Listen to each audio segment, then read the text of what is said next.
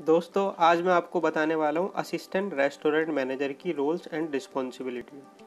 अगर आप कहीं पर शिफ्ट सुपरवाइज़र हो या फ्लोर मैनेजर हो या क्रू ट्रेनर भी हो दोस्तों, तो डायरेक्ट आप असिस्टेंट रेस्टोरेंट मैनेजर बन सकते हैं।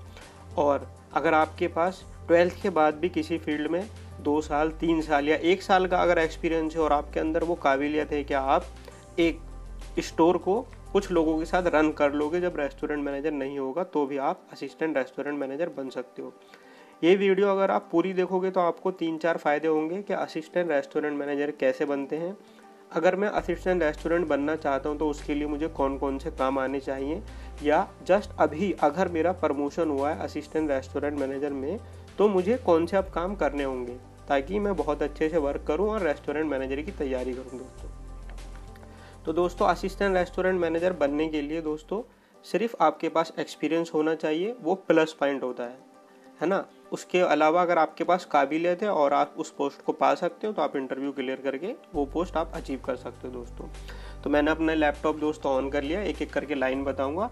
वीडियो पूरी देखोगे दोस्तों तो बहुत हेल्प मिलेगी, और अगर आपने मेरी वीडियो पूरी देख ली तो यकीनन इतना सारा बूस्टअप मैं आपको कर दूंगा कि आपको भी लगेगा कि रियल में ये जॉब प्रोफाइल बहुत ही बढ़िया है दोस्तों। और ये इसलिए भी अच्छी होगी क्योंकि मैं खुद असिस्टेंट रेस्टोरेंट मैनेजर हूँ, इसलिए मैं आपको बहुत अच्छे से इसको समझाऊंगा। तो आ जाते हैं दोस्तों assistant restaurant manager roles and responsibilities और ड्यूटी। तो पहली जो दोस्तों बात है इसके अंदर वो है supervise efficient working of departments and assign shift. उसके बाद administer pre meal meetings and rectify all service of staff. देखो दोस्तों सुपरवाइज एफिशिएंट वर्क, इनके कहने का मतलब है कि अगर आप शिफ्ट पर गए और वहाँ पर शिफ्ट सुपरवाइज़र ऑलरेडी है तो आपको वहाँ पर जाने के बाद चेक करना है कि उन्होंने अभी तक क्या क्या काम कर दिया। जो काम रह गया तो आप उनको सुपरवाइज करना कि आज मुझे यहाँ की एंडिंग ला के दो, आप मेरे को जितना भी फूड यहाँ पर कच्चा माल रखा हुआ है सारी आप एंडिंग मेरे को ला के देना। या आप उनसे कहोगे कि जितने भी वॉल चार्ट हैं वो सारे आप प्रिपेयर करके रखना। या आप उनसे कहोगे कि सुपरवाइज करना आपको काम को, है ना, कि मुझे काउंटर ये 2 क्रू मेंबर आप लो और काउंटर को बिल्कुल क्लीन कर दो। हो सकता है कि कल हमारे यहाँ विजिट हो, तो काम को सुपरवाइज करना, किसी को काम को देना अपने सुपरवाइज़र को, और उनको एक्सप्लेन भी कर देना है कि ये स्पेसिफिक काम आपको करना है। बस ये नहीं बोलना है कि जा बाहर और जाके बाहर की किसी से सफाई करवा दे, नहीं, बाहर जाने के बाद आपको उनको बोलना है कि गार्डन किसी से क्लीन करवा दो, है ना, तो क्लियर करना है सुपरवाइज, है ना। उसके बाद administer pre meal meeting and rectify all service to staff. देखो दोस्तों प्री मील मीटिंग दोस्तों यह होती है कि जब भी आप शिफ्ट पर जाओ, है ना, या जब भी आपको पता है कि 1 बजे से 4 बजे के बीच में रश आएगा, तो आप 12:30 से 12:45 के बीच अगर आपके पास 10 स्टाफ है तो 6 स्टाफ आप बुलाओ, या हो सके तो सारा स्टाफ आप 2 मिनट के लिए बुला लो अपने किचन वाले एरिया में जहाँ भी स्पेस हो। वहाँ उनको कम्युनिकेट कर दो कि अगले 4 घंटे का हमारा टारगेट ये है कि हमको ज़्यादा से ज़्यादा मील सजेस्ट करनी है ना। कि होता है कि 250 वाली कोई नई मील आई है और वो हमको पर आवर्स के अंदर 20 मील सजेस्ट करनी ही करनी है दोस्तों। तो उसके लिए क्या करना है, कस्टमर जब आएगा तो जो काउंटर पे होगा वो उनको सजेस्टिव सेलिंग करेगा, जो किचन में होगा दोस्तों वो फूड तुरंत तैयार करके रखेगा। क्या हमेशा अगर कोई मील है तो उसके अंदर अगर चिकन की कोई पेटी वगैरह लगती है तो वो चिकन की पेटी हमारे पास स्टॉक में होनी चाहिए, है ना। सब कुछ प्रिपेयर होना चाहिए कि ऑर्डर तुरंत आया, क्योंकि हमें 20 बेचनी है मील बेचेंगे तो इंसेंटिव मिलेगा, है ना, बोनस आएगा ज़्यादा से ज़्यादा। तो ये काम दोस्तों इन लोगों को प्री मील मीटिंग में ये करने होंगे। अब मैं आपको दूसरी बात दोस्तों बताता हूँ कि administer training program and prepare schedule and handle inventory. देखो दोस्तों असिस्टेंट रेस्टोरेंट मैनेजर का काम यह भी होता है कि स्टोर में जाते ही सबसे पहले वह ट्रेनिंग चेक करता है। वहाँ पर ट्रेनिंग चार्ट होता है कि आज की जो हमें ट्रेनिंग देनी थी स्टाफ को वो पूरी हो गई या नहीं हो गई। क्योंकि दोस्तों रेस्टोरेंट लाइन में बिना ट्रेनिंग के सब कुछ बेकार है, क्योंकि यहाँ पर बहुत ज़्यादा क्लीनिंगनेस, है ना, कम्युनिकेशन स्किल्स और क्लियरिटी देखी जाती है दोस्तों। इसलिए ट्रेनिंग अच्छे से दी जाएगी तभी यह चीज़ होती है।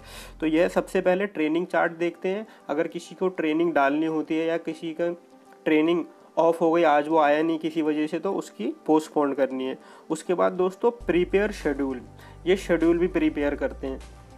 कि ज़्यादातर स्टोरों में होता है या तो 2 दिन का शेड्यूल होता है या 1 हफ्ते का शेड्यूल होता है दोस्तों। तो शेड्यूल प्रिपेयर करना होता है कि किसको छुट्टी देनी है, कौन से 8 लोग हमें बुलाने हैं, है ना, काउंटर पे किसको रखना है, कौन अच्छा है जो किचन में बहुत अच्छे से काम करता है ना, कंपनी के द्वारा हमसे कितना कहा गया है कि एक बंदे को हमें कितने घंटे देने, ओवर टाइम देना नहीं देना, ये सारी चीज़ें दोस्तों देखनी होती हैं इस प्रोग्राम में। और जब भी आप यह असिस्टेंट रेस्टोरेंट बनोगे या आप उसके लिए तैयारी करोगे तो इससे पहले आपको ये सारी चीज़ें आपके रेस्टोरेंट के द्वारा बता दी जाएंगी कि कैसे हम ये सब चेक करते हैं कि कितने आवर्स में हमें कितने लोगों को रखना है या कितनी सेल पे हमें कितने लोगों को रखना है। उसके बाद हैंडल इन्वेंटरी इफेक्टिवली।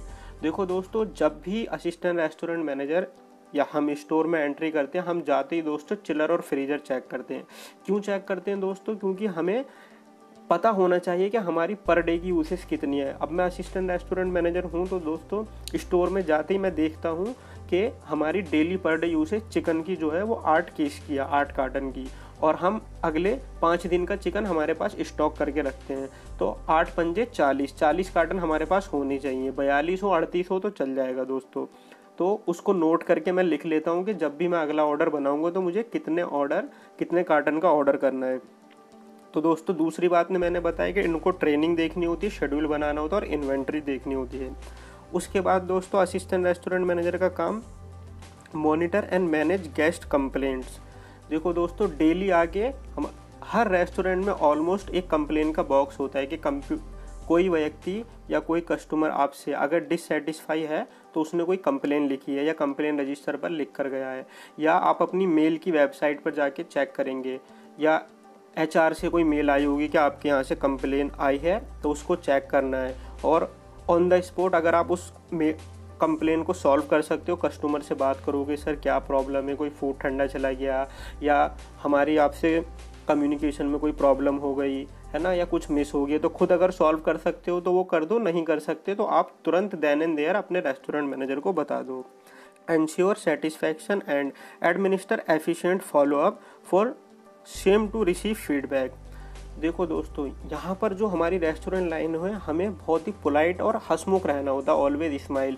कोई कस्टमर आया, उसको फूड ठंडा हो गया है ना, ठंडा मिल गया, तो आते ही बोलेगा please call the your manager. तो जब हम लोग जाते हैं हम बोलते good evening sir, yes sir, हम आपकी क्या हेल्प कर सकते हैं, तो बताते हैं कि क्या आपने हमको फूड ठंडा दे दिया। तो उस समय हमें दोस्तों बहुत ही अच्छे से एकदम प्यार से उनसे बात करनी है, अच्छे से उनका फीडबैक लेना है कि उनका कंसर्न क्या है ना। उसके बाद ही हमको उनको जवाब देना है, और अगर उनका फूड ठंडा है तो देन एंड देयर हमें उन्हें बोलना है कि सॉरी सर, आप प्लीज़ सीट पर बैठिए, हम अभी थोड़ी देर में आपको एक नया फूड प्रोवाइड कर देंगे।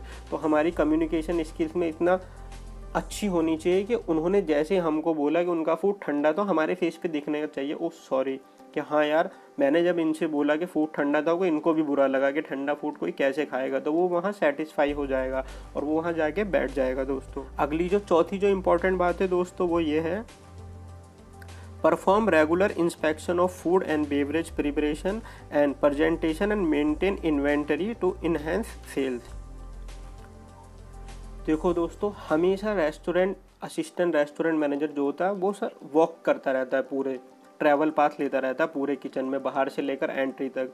तो इसमें जब इन्होंने बोला है कि फूड एंड बेवरेज प्रिपरेशन और उनकी प्रेजेंटेशन, तो जब भी यह ट्रैवल पाथ लेते हैं तो देखते हैं कि अगर कोई हमको 500 ml की पेप्सी देनी है तो उसमें आइस क्यूब हमें 5 डालने, तो 5 ही डाल रहे या नहीं डाल रहे, ओवरलैप तो नहीं कर रहे कि इतनी उसके अंदर हमने आइस भर दी या ड्रिंक भर दी कि ढक्कन लगाने के बाद वो बाहर गिर रही है। तो कस्टमर जब उसके हाथ में हम देंगे उसका पूरा हाथ गीला हो जाएगा, ट्रे गीली हो जाएगी, तो वो इफेक्ट अच्छा नहीं रहेगा। और नुकसान ये होगा कि कंपनी की मशीन में जहां हमको एक बटन 500 ml देता है, वो बटन बार बार प्रेस करने से हो सकता है 500 की जगह 1000 ml आ जाए, और लास्ट में जब आप इन्वेंट्री करोगे तो वो चीज़ माइनस आएगी। फिर आपके सीनियर आपसे पूछेंगे कि पेप्सी आप इतनी वेस्ट क्यों करते हो, है ना।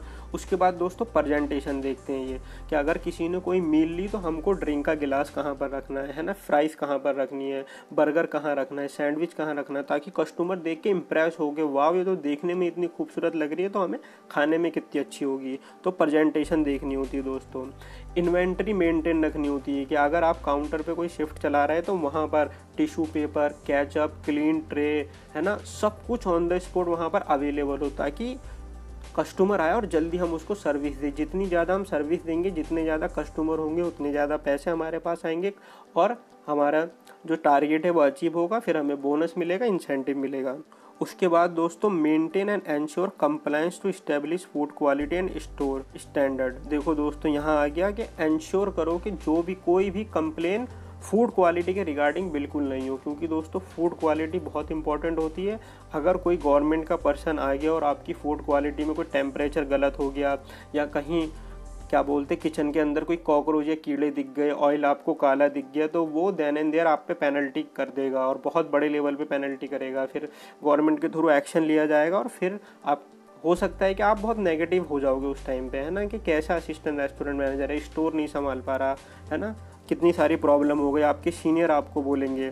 तो इसीलिए कंप्लायंस इस्टेब्लिश फूड क्वालिटी, हमेशा फूड क्वालिटी स्टैंडर्ड में दो दोस्तों, प्रोसीजर फॉलो करो, कम से कम वेस्ट हो और हम बहुत ही अच्छा प्रोडक्ट अपने कस्टमर्स को दें। उसके बाद दोस्तों अगला काम है इनका, manage workload and ensure effective working of restaurant activities and maintain excellent standard to meet operational expectation. देखो इन्होंने बोला है दोस्तों, workload and ensure effective working.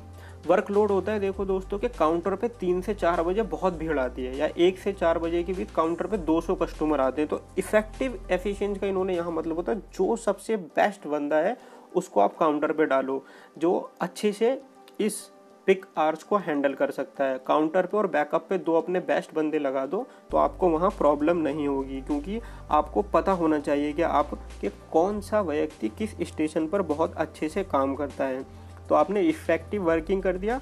उसके बाद देखना है कि maintain excellent standard to meet operational expectations. Operational मतलब जब स्टोर चलता है तो जो एक्सपेक्टेशन है कस्टमर की वो हाई ही होनी चाहिए, कि मैं अगर आपके रेस्टोरेंट में आया हूँ तो वो मुझे क्लीन मिलेगा, वॉशरूम क्लीन मिलेगा, हैंड वॉश का सैनिटाइज़र होगा, कस्टमर को सजेस्टिव सेलिंग होगी, फूड सारा गर्म मिलेगा। तो यह स्टैंडर्ड लेवल आपको मेंटेन करके रखना है।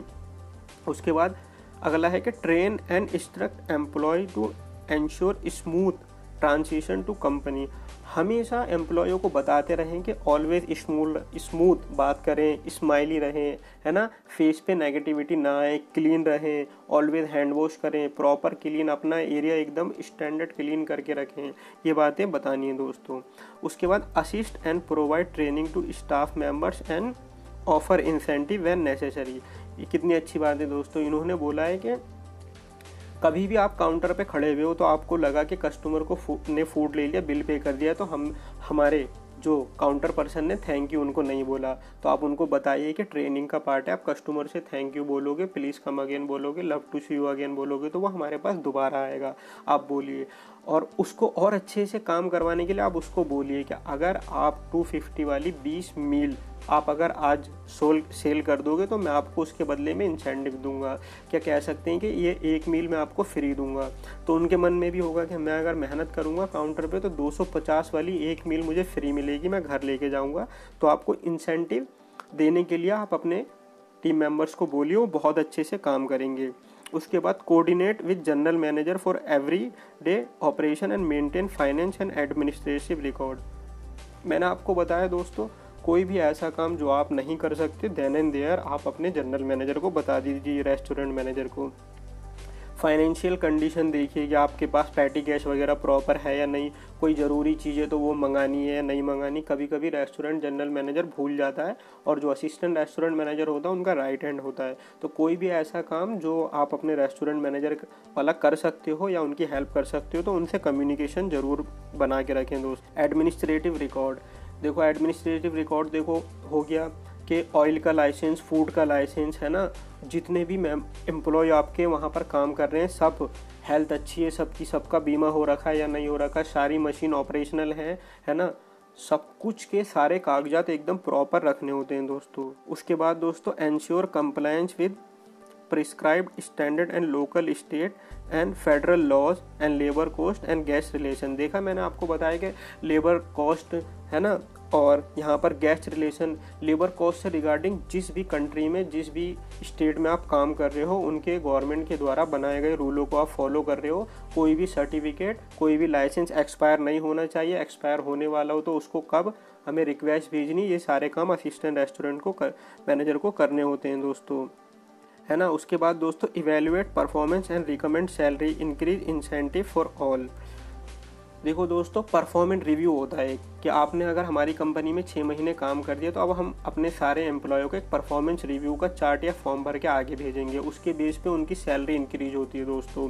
तो हमेशा अपने टीम मेंबर्स को इनकरेज करते रहिए कि जो बहुत अच्छा काम करेगा उसको हम 100 में से 99 या 100 नंबर देंगे, जो उससे कम काम करेगा उसको 100 में से 90 देंगे। तो जिसके जितने ज़्यादा नंबर होंगे उसकी ज़्यादा उतनी सैलरी इंक्रीज होगी दोस्तों। तो सब लोग बहुत अच्छे से काम करेंगे, स्टोर को हैंडल करने में बहुत आसानी होगी। तो परफॉर्मेंस रिव्यू भी करना होता है इनको। उसके बाद दोस्तों, और इससे परफॉर्मेंस रिव्यू से सैलरी इंक्रीज होती है, इंसेंटिव सबको मिलता है, क्योंकि सबके नंबर 90 से अबव आएंगे तो सीनियर जो आपके होंगे वो आपको ज़्यादा पैसे देंगे। Maintain personal record schedules and reports for all the employees. देखो दोस्तों, मेंटेन पर्सनल रिकॉर्ड मतलब कि जितने भी एम्प्लॉय आपके वहाँ पर हैं उनका पर्सनल रिकॉर्ड कैसा है, कि किसी को आपने काउंटर पर खड़ा किया तो उन्होंने कितना अच्छा वहाँ वर्क किया, किसी को किचन में खड़ा किया तो उन्होंने बहुत अच्छा वर्क किया। पर्सनल रिकॉर्ड अगर आप अच्छी बना के रखोगे तो जैसे ही प्रमोशन आएगा तो उन पर्सनल रिकॉर्ड वालों को हम निकालेंगे फाइल और देखेंगे कि क्रू ट्रेनर पे इसने बहुत अच्छा काम किया, अब ये फ्लोर मैनेजर के लिए रेडी हो गया है ना। तो इसलिए आप जिनकी पर्सनल रिकॉर्ड बहुत अच्छे होते हैं उनके प्रमोशन बहुत जल्दी होते हैं। Schedule and reports for all employees, all health की रिपोर्ट है ना, शेड्यूल्स संभाल के रखने होते हैं कि आगे आने वाले टाइम में हम उनको चेक कर सकें कि पिछले महीने किसने कब कब छुट्टी ली थी, है ना। तो ये सारे काम हमको, और जितनी भी रिपोर्ट है एम्प्लॉय के रिगार्डिंग वो सारी चेक करनी होती हैं। उसके बाद develop special promotional and merchandising plans. देखो, कुछ भी प्रमोशन अगर होने वाला है कि हमारे पास कोई डबल टिक्की चिकन बर्गर आया तो उसका प्रमोशन हमें कैसे करना है, ट्रेनिंग वाली मेल पढ़नी है ना, फ्लायर बंटवाने हैं, डिलीवरी बॉय को देने हैं, कस्टमर आएगा तो उस पर पैम्पलेट देनी है उनको बताना हमारे पास नया बर्गर आया। तो ये होता है advertising materials and ensure to adherence to local and company standard. जो भी कंपनी ने स्टैंडर्ड बताया उसके द्वारा एडवर्टाइजिंग करनी है। मैंने बताया ना, स्टोर के बाहर पैम्पलेट लगा दो, हर कस्टमर आया उसको पैम्पलेट दो, ट्रे मैट लगा दो, वैसा है ना। तो और जो भी आपका रेस्टोरेंट है वहाँ पर बलून की तरह एडवर्टाइजमेंट कर दो, हमारे पास नया प्रोडक्ट आया है। उसके बाद दोस्तों, assist employ team to provide excellent customer service. बार बार एम्प्लॉय को असिस्ट करते रहो कि कस्टमर हमारे लिए सब कुछ है, क्योंकि वहीं से पैसा आता है कंपनी को वहाँ से पैसा आता है और कंपनी फिर सब में बांटती है। तो कस्टमर प्रायोरिटी सबसे अच्छी है। कस्टमर को बहुत अच्छे से असिस्ट करो जब तक कि वो खुश ना हो जाए। और कस्टमर को असिस्ट करने का फ़ायदा यह होता है कि अगर हम एक कस्टमर को अच्छे से असिस्ट करते हैं तो वो 10 लोगों को जाकर बताता है, इससे कंपनी की सेल इंक्रीज होती है। Maintain proper sanitisation hygiene standard in kitchen and maintain effective store presentation. देखो, प्रॉपर सैनिटाइजेशन, वॉशरूम क्लीन हो, किचन क्लीन हो, फ्लोर क्लीन हो, आउटसाइड का एरिया क्लीन हो, गार्डन क्लीन हो दोस्तों। उसके बाद हाइजीन स्टैंडर्ड, कोई भी अगर स्टोर में आए तो वो हैंड वॉश प्रोसीजर बार बार करे, हैंड वॉश करता ही रहे, प्रॉपर ड्रेस हो, बाल बाहर ना निकले हो, कैप पहनी हुई हो। उसके बाद इफेक्टिव स्टोर प्रेजेंटेशन, कोई भी बाहर से अगर आए तो कहीं भी ऐसा ना हो कि सोप किसी खाने की जगह रखा हुआ है, कोई केमिकल कहीं रखा हुआ है। प्रॉपर बिन वगैरह एकदम मेंटेन करके रखो, kitchen counter chairs table everything वहाँ पर एकदम नीट एंड क्लीन होनी चाहिए। ऐसा लगना चाहिए कि अभी एकदम प्रेजेंटेशन शुरू हो जाएगी। सारी बातें फॉलो करोगे तो आपको असिस्टेंट स्टोर मैनेजर के बारे में बहुत सारी नॉलेज मिलेगी और आप ये बन भी सकते हो, इसकी तैयारी भी कर सकते हो। नए हो तो इन प्रोसीजर को फॉलो करके आप खुद को पॉलिश भी कर सकते हो। Thank you so much. Subscribe कर देना, बेल आइकन पर क्लिक कर देना, अच्छी लगी हो तो दोस्तों के साथ शेयर कर देना।